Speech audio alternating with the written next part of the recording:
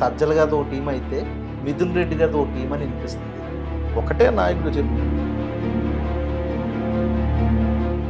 మీ అధికార పక్షంలో మీరున్నప్పుడు కూడా ఇలాంటి ఇష్యూస్ జరిగినాయి కదా సార్? ఇప్పుడు ఆ డాక్టర్ వైజాగ్ డాక్టర్ సుధాకర్ విషయంలో కానీ లేకపోతే ఆ డాక్టర్ సుధాకర్ అనేవాడు రోజు మీరు మీ పార్టీ మహిళలకు గౌరవం ఇవ్వాలనేది మీ పార్టీ సిద్ధాంతాల్లో లేవా సార్? ఇప్పుడు హోంమంత్రి అనిత విషయంలో మాట్లాడిన విధానం ఏదైతే ఉందో, మనకు ఒక మేకప్ మంత్రి ఉంది. ఆమె మేకప్ వేసుకొని పొద్దున్నే వచ్చింది. జూనియర్ ఎన్టీఆర్ గారు తల్లిని అన్నప్పుడు ఇదే భారతమ్మ గారి గురించి సీమరాజా అనే ఒక దున్నపోతు గాడిని, కిరాకార్పి అనేటటువంటి ఒక సైకో గాడిని,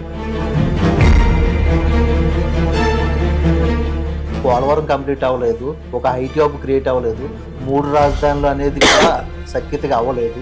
ఇప్పుడు 2 పార్టీలు ఒకటే బీజేపీతో 2 పార్టీలు పొత్తులో ఉన్నాయి. వీళ్ళు ఇప్పుడు అడిగి మరి మొత్తానికి పోలవరానికి సంబంధించి 2 పత్రికలు, ఒక 10 శాటిలైట్ ఛానళ్ళు, ఒక 500+ యూట్యూబ్ ఛానళ్ళు.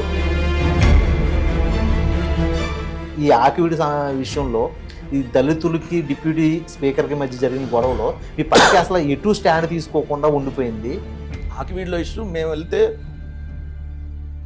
అసలు ఏం తెలుసు? హోంమంత్రి గారికి ఏం డమ్మీ కదా? ముఖ్యమంత్రి క్రిమినల్, ఉప ముఖ్యమంత్రి క్రిమినల్, నారా లోకేష్ క్రిమినల్. తిడితే ఆయన కంటే సిగ్గు సరం ఎటు లేదనుకోండి పవన్ కళ్యాణ్కి. స్విమ్మింగ్ పూల్లో డాన్స్లు తైతక్కలేమన్నారా పెళ్లి కాకుండానే?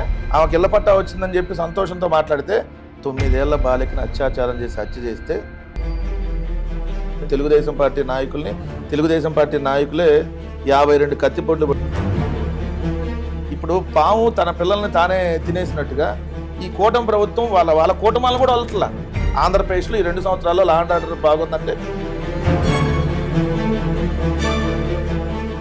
అంతేందుకు బెండపూడిలో మౌనిక కోర్టు పడింది ఎమ్మెల్యేకి, ఎంపీకి వచ్చి 400 ఓట్లు పడ్డాయి. ఎంత క్రాస్ ఓటింగ్ జరిగింది? అట్లా జరగడానికి ఇదే దస్తగిరి అనేవాడికి లాయర్ ఎవడు? సిద్ధార్థ లోత్రా. సునీతకి లాయర్ ఎవరు? సిద్ధార్థ లోత్రా. చంద్రబాబు నాయుడుకి లాయర్ ఎవరు? సిద్ధార్థ లోత్రా.